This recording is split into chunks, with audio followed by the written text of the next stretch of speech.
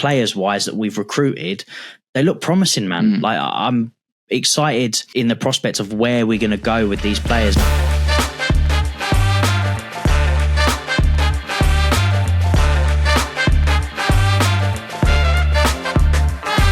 Welcome, Blue Believers, to another episode of the Stamford Sync, where we are syncing up with everything Chelsea FC. I am all in on the collabs at the moment, and I am really, really excited for this one too, because me and Kai here, we have been talking about doing this for ages now. Everything's just started to calm down, so we've got a little bit of time. Guys, this is Kai. He's got his own channel called Behind the Dugouts. It's another Chelsea fan channel, and it's absolutely brilliant. I'll put the link in the description. Make sure you get subscribed. And today, we are going to talk about Chelsea transfer news. But first, how you doing, Kai? Doing pretty good, mate. And yeah, it's been a while. Finally glad to get here and get it done. And yeah, as ever, we've got so much to talk about in terms of transfer and everything. It just doesn't stop.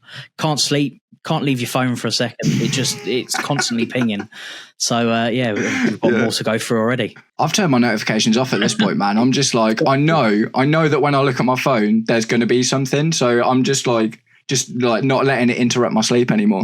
It's got to be like, I can't remember. I mean, transfer windows for Chelsea are always generally quite busy because we're going for every orphanage possible with all the young players. But in terms of just in general, like, clubs seem to be really hitting this window hard, especially the top clubs. And there's just, players coming out of everywhere, which is good because it makes it exciting and it gives us lots of things to talk about. But, give us a break, give us a day or two. Usually the weekends are a bit quiet, but you can't even get a quiet Sunday now. It's interesting, isn't it? Because wasn't it last January? It's definitely one of the Januaries that we've had since Blueco have taken over. There was one January when no one bought anyone, and I think that was just when PSR started to come out and be a bit of more of a boogeyman. Yeah, and it's just been, I'm getting like whiplash from how quickly it's changing. And everyone, when we spent 300 mil in that first window or whatever, everyone was like, Chelsea have spent 300 mil. Oh, what a joke. And now Liverpool have done it, and everyone was like, way, Liverpool have spent 300 mil. That's the thing. We must be one of the most hated clubs. I mean, in terms of, the owners coming in, splashing all the money, even through the Roman Abramovich days, splashing the money. I don't quite get it, because you've got to invest like anything. Not just talking in football, just in general life. If you want to grow, you want to get better, you've got to invest money in it. And that's what we do. And we've always done it. And to add to that, we win things because of it. And if other teams, take note of that, they might actually win things too. Arsenal, I'm looking at you. So it's just one of those things. Like, and now Liverpool have done it. And then rather than people going, oh my God, how can they spend it? Oh, they've bought the league. They're going, oh, that's amazing. They're doing so well in the transfer market. Look at the players they bought. It's a load of rubbish, but, I don't care. As long as we go out and win some more trophies next year, it ain't going to bother me. Yeah, do you know what? It's interesting, like you said about Chelsea being a hated club. I've mentioned it a few times in a couple of my videos, and I think I know a bit of the reason why. So we actually categorically, actively spoil things for other clubs. We spoil the loan system. We spoil amortization. Do you know what I mean? Because we take advantage of these things so much, and we just absolutely take the mick out of them. And basically, then, obviously, the loan army, we had like 40 people out on loan for 2 or 3 seasons. And then it's like, no, you can't do that anymore. And neither can anyone else. And it's like, oh, we're going to amortize Mykhailo Mudrik's contract over 1 million years. And it's like, no, you can't do that anymore. And neither can anyone else. So I guess from an outsider's perspective, I get it a little bit. No one likes seeing other clubs throw loads of money around when their clubs aren't, for a start. Do you know what I mean? And we're one of the, other than Man City, we're one of the only, and Man United actually, we're one of the only clubs that has actually consistently thrown out money. Like Arsenal have had spits and spats where they really go in. Liverpool go do it once every 5 years, don't they? They'll be like, right, we're going to go on a splurge. So for the most part, even clubs like Everton did it a few times, didn't they? And they just Forest, did it. But for the most part, get like 12 players a couple of seasons ago. Was it last season? That was when they got promoted. It was when they got promoted. They literally bought an entire new team. Yeah, I think it was like 20 players. Actually, they had They talk about our massive squad. They must have been bridging close to it, but every team's got to invest. They've got to. It's a natural part of growing, and Liverpool want to retain their title. So they've got to invest. Yeah, for sure. They've lost. I mean, they haven't really sold much, which is probably going to cause them some issues down the line. But they've needed to replace. Yeah. I mean, there are still some players that might be on their way out anyway. But, you know, I never see a problem with it. It's not one of those things. If I go and see a club spend loads of money, I'm going, how can they do that? Oh, they can't, you know, it's loads of rubbish. They can't be spending all that money. To me, it's like, well, fair play. You've done what you need to do. I think that's just that's a Chelsea lens thing, though, isn't it? Yeah, it's like, that's just what everyone does, isn't it? Like, no. That's just what we do all the time. So in terms of transfers in general, let's have a little chat about this window that we're in right now, and the players we've bought in, the players we've got rid of, and how we're feeling about it, man. So, you know, we'll come on to who we're maybe looking at buying soon, but we've sold 10 players. The only really notable ones of those 10 players are Noni Madueke and Jordi Petrovic in terms of money. It's been a lot of like getting rid of fluff. So how are you feeling about this transfer window so far? I'm happy with the players that we brought in. I think, I know we had some discussions sort of prior to the João Pedro. We were buzzing for him to come in. I think he's been the top of the creme that's come through. But in terms of the other players, and Liam Delap and Jamie Gittins, and I think players wise that we've recruited, they look promising, man. Like, I'm excited in the prospect of where we're going to go with these players. And of course they're young, you know, that's just what we've been labelled with, youngsters at the moment, but it's talented youngsters. And, you know, if a player's coming in and doing what João Pedro did in the Club World Cup, like, how can you argue with that? And it's, for me, I didn't feel it was a ridiculous fee. I think it was quite, you know, a reasonable expected fee for a player that's played in the Prem. I mean, I don't know what your thoughts on that, but for me, the price seemed fine. And what he's done is, you know, we couldn't ask for anything better, really. Before I saw him on the pitch, I felt almost exactly the same way as I did when we bought Neto. Yeah. I was like, okay, good player, played for generally mid-table team. We've spent 50 mil plus on him. And 50 mil, like, 7 years ago was 20 mil. Do you know what I mean? It's like the way that, you know, inflation has happened and how quickly it's happened in football. You know, I've very quickly acclimatized to 50 mil. Sounds like a huge amount of money, but at the same time, if they come in and do well, it's not. If they come in and flop, the only time it's a lot of money is if they are rubbish. Yeah. Do you know what I mean? Then all of a sudden it's like, it's 50 million. But 50 million feels par for a player that comes in and has instant impact, which João Pedro already has. Yeah, no, 100%. And so the money is only a factor when things go wrong or players flop. That's only when it's a factor. Other than that, people don't really care. Maybe initially when you go to buy it, but that's just because we haven't had the experience of him being in the club and things like that yet. So, no, I think the business has been good. The Gittins one's the only one where it's a little bit, you know, it's the price of what it's supposed to be. I mean, every other young player is going for that price. You know, look at Madueke, similar price, but the same sort of numbers, you know, same position. But it just felt like Dortmund were taking the mick a little bit. Yeah, definitely. But, I mean, that's just classic Dortmund though, isn't it, man? It's like they sold Ousmane Dembele to Barcelona for like 120 mil. You know, because they were like, you've got 120 mil because you've just sold Coutinho. Dortmund are like the German Brighton, or Brighton are like the English Dortmund. Do you know what I mean? Yeah. It's like they just get the money that they want for their players, and they would rather ruin that player's career. Do you know what I mean? And just keep him on the sidelines and never play him than not get the money that they want for him. And I guess the thing is, like, with Dortmund in particular, they are probably up there with the best football operators in the world in terms of how their club is run. In terms of, you know, they don't never win. They do win sometimes. Do you know what I mean? Obviously, there's been a few big moments, Champions League finals, Bundesliga titles, but they are able to always be where they are, and they're able to always be fighting because they sell so well. So if we'd have bought Jamie Gittins from anywhere else, it'd have cost 10, 15 mil less. I think it seemed like he was kind of a 35 to 40 million player, and we got him for 50 plus. Because it's Dortmund. Also, he's English, so there's that little English tax in it because he counts as a homegrown player. Do you know what I mean? And that obviously counts. That's really important for us, especially when we're buying so many players in.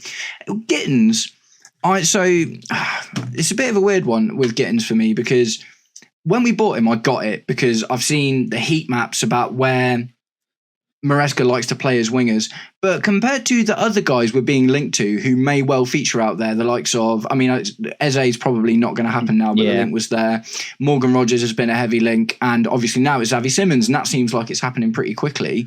They are very, very, very different profiles of left wingers to Jamie Gittins. So, I don't know. I'm thinking less about Jamie Gittins at the moment because I think that we're maybe looking for something else on that left wing rather than that, byline guy. I think with what happened in the final of the Club World Cup and the tactical switch that Maresca had done, and what he was, because he come out and said that he was trying new things throughout that, he was using it as a preseason, although it wasn't a preseason, so to speak. So he's tried something, and there's been lots of things coming out saying that he wants to play with 2 10s.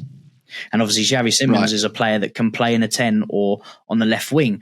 And I think what they're trying, or at least from my perspective, is he's trying to develop alternate styles of football than what he would normally do. So where he's looking for those touchline wingers, and obviously we've played the season with those touchline wingers, and he's seen that when we're playing against teams, which you get a lot in the Premier League with a low block, it's not so effective.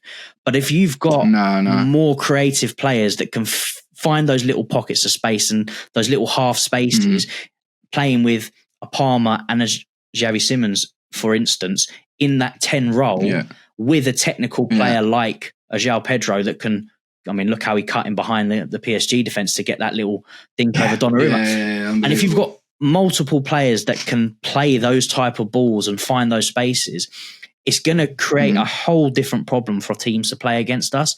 And then if that's not working, he can then switch to touchline wingers and whack Jamie Gittins, Pedro straight out on the wings and attack them on the flanks. So I do think that is the way that we're looking to go, to be able to switch stylistically throughout the game just by changing a few players around. And maybe that's what they're looking at now in the types of players that we've been linked with. That's 100% what I'm thinking, man, is like, I've been seeing that for a while because, for instance, there was a lot of noise about Rodrigo for a while. And I thought Rodrigo seemed like that other Jamie Gittins. I say Jamie Gittins-esque, obviously Rodrigo's probably got a bit more to his game at the moment, but I saw Rodrigo as another byline winger. But then those links started to fall off, and then all of a sudden we're looking at Eze and Rogers and Xavi Simons. Do you know what I mean? And I'm just like, oh, okay. So I'm starting to see the tactical shift kind of happening just through the targets we're being linked with. So do you think that wow, how do I put this? So in terms of like what else we're being linked with, do you think that is, including the likes of Jarell Hatto, for instance, do you think that is showing that we are looking to actually build towards this new kind of direction? Yeah, I think definitely with the Simons link and even the Morgan Rogers, to be fair, because he's more of a 10 than he is a winger, but can operate. And we're looking at all these versatile players. I think it is literally on the CV sheet. If it doesn't say versatile, they don't even bother.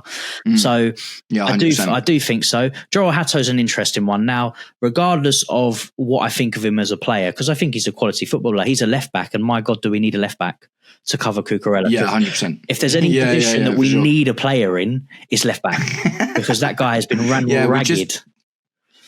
We've just loaned Caleb Wiley back to Watford again, I think it is. So we literally have, and obviously Renato Vega looks like he's on his way out to Atletico Madrid. That's hotted up quite a lot recently. So 100%, man. We have 0 left-footed defenders other than Cucurella and Levi Colwill. Well, not Levi Colwill for that role, but like you say, man, no left-back cover at all. No, and I think also there's quite a nice age gap between them. So Cucurella's just turned 27. I think Hatto's about 19, isn't he? So there's a lot of time. Is he only 19? Okay. Yeah, a lot of time to learn. Yeah. Like he play that understudy to Cucurella and learn, the role that Maresca wants. And he looks like he's not just wanting his fullbacks to invert. It's now they are becoming a bit more of a touchline sort of fullback. We saw that in the final. I don't think that's going to stay like that the entire season. I do think we're going to see a mix of both of them. But I think kind of like you just said, I think we'll see that when we've got that more attacking midfieldery guy out who starts out on the left but drifts in to do that dual 10. Because we've seen that with Cucurella, haven't we? Cucurella sometimes is a midfielder, sometimes is a centre back, and a few times more recently has been a byline fullback. Do you know what I mean? And that allows your left winger to kind of come in a bit more, for sure. Yeah, definitely. But it gives enough time for that player to learn and develop, which is good. Is very important. Like, he's not coming in at 19 and expected to be a starter and learn on the go. He's going to have probably at the moment one of the best left back, if not the best left back in the world, to learn from. And there's not more that you could ask for as a young player learning your trade, to learn off the best. And it gives him time to, go into the squad. So when Cucurella does hit 30, 31, Hato's 23, 24, he can come in and he's ready made. So it does work. Succession but we need somebody. plan. We need somebody. Yeah. Anyone at this point, innit? And do you know what? This is really interesting, I find, about the Renato Vega situation, is I am almost positive everything you've just explained about João Hato is what they bought Renato Vega for. The twofold problem with Renato Vega is A, he wanted to play as centre-back so he can play for Portugal, and B, he kind of exceeded expectations in terms of ability too quickly. Yeah. Do you know what I mean? So he might be 19, 20 now, but he's like, I'm in Portugal's first team now, and I need to be going and playing first team football. So we can't play this game with him where we're like, okay, will you be a backup to Cucurella for 3 or 4 years? And then, he's like, nah, mate, I want it now. And that is the one issue with getting really talented youngsters, isn't it? Like, if they get good too quickly, then one or two things is going to have to happen. You're either going to have to sell the guy that you're trying to get him to replace and then buy another person to be a new backup, or you're going to have to sell that guy vis-a-vis Renato Vega to Atletico Madrid because he wants first team game time and he's not willing to be that backup for that extended period. Yeah, I suppose that is kind of the risk you're going to take with any player, really. Mainly with the young players. Like, there is going to come a time where they're going to outshine the players in front of them. I mean, I wax lyrical about Josh Achampong from the academy, and I think he should be pushing on for the number one spot. But he's still so young, and he's still got so much to learn. And while the likes of Reece James is fit, I want him learning from that player before coming in and stepping and taking over. But I think with the Renato Vega situation, he sort of nailed it 6 months in, not happy with the game time, wants to play a certain position, and the club's gone, okay, he's gone out to Juventus and he smashed it there. And it's good business. We've made some decent money. And this is the thing, like, we can't keep every player. Like, every player that come in is not going to be Chelsea forever, especially the young ones, because we bring in such an abundance of them. So the outgoings of them, it's expected. If we can make profit on them, great, but we want to keep the best ones for ourselves. That should be the main priority. Disappointed that he's going, but understand his reasoning, because he wants to play more football. He wants to be a starter. Yeah. And the club, in business-wise, it's good business. We make, almost triple what we paid for him, which you can't complain after 6 months of playing for us. It's just crazy. Like 10 games. Do you know what I mean? Literally, I didn't even start, but played like 10 games. Exactly. It's mental. It's a really weird one, isn't it? And I've said in a few of my videos before, I think this is a new kind of signing that we're going to see. I remember when the guys took over and they bought like David Datro Fofana and David Washington and a lot of these South American kids and this and that and the other. It's like these guys are almost bought in and they're never going to touch the first team. That is almost like they've probably, some of them, been earmarked for that.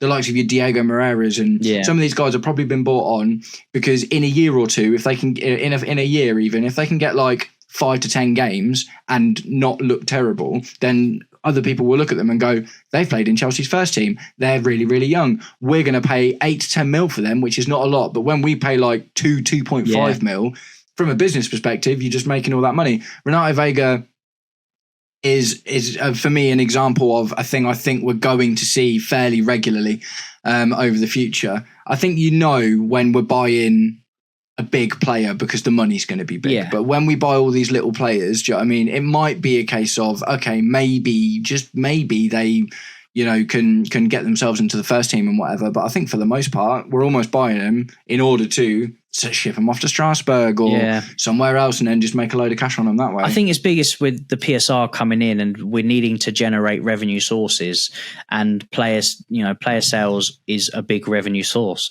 I think one of the players that probably that isn't around the first team that is going to eventually go, I think is Mark Gue, just because, and I like Mark Gue, but we bought him for so cheap. 100% agree. So his value is going to skyrocket at some point, and his profit is going to go through the roof.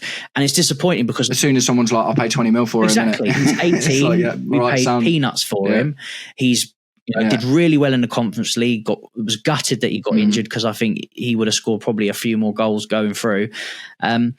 But he's one of those players that's coming really cheap and is probably going to be flipped for a profit. Where if you're bringing in someone for 40, 50 million, they're going to have to light the world to recuperate and make profit on top of that. Like if you brought in someone for 50, 55 million and they've not reached at least 80, 90 million, you're not going to make anything on that. Yeah. So there's no point. So these sort of players, when we're spending that kind of money, are probably going to stick around unless they're absolute, dog shite, really. It's not going to happen. You're not really going to spend that type of money on a young player that's going to be terrible. You would hope. Yeah, the club have done enough research on it. But it's one of those, isn't it? I think Hato's been targeted for about 40 million. I've seen 40 million pounds, something like that. That's what I've seen. Really. We bought Cucurella for 60, so it's only 20 million off. That's true. Massive difference for a player that's 19 that's played for Ajax. Maybe that's a little bit more of like a statement to say, even if he comes to us and is like, I want to go and play centre back because like Renato Vega did. I think maybe because we spent the money on him, we can be like, nah, you're staying here. You're not going anywhere. We're not having that conversation unless someone comes in for you with 80 million. Do you know what I mean? Obviously, the more the outlay is, isn't it? Is, in order to make that profit. I guess that's a really interesting way of looking at it.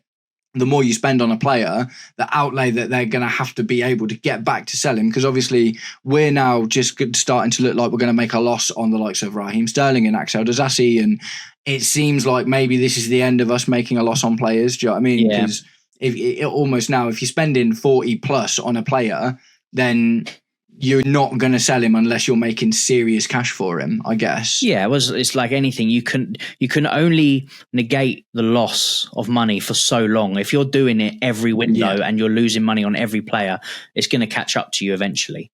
So I think they're probably going to crack down on it. And that's probably the biggest reason why they've stopped giving out these stupid contracts in big money contracts, because likes of Raheem Sterling's got $325K a week for absolutely nothing.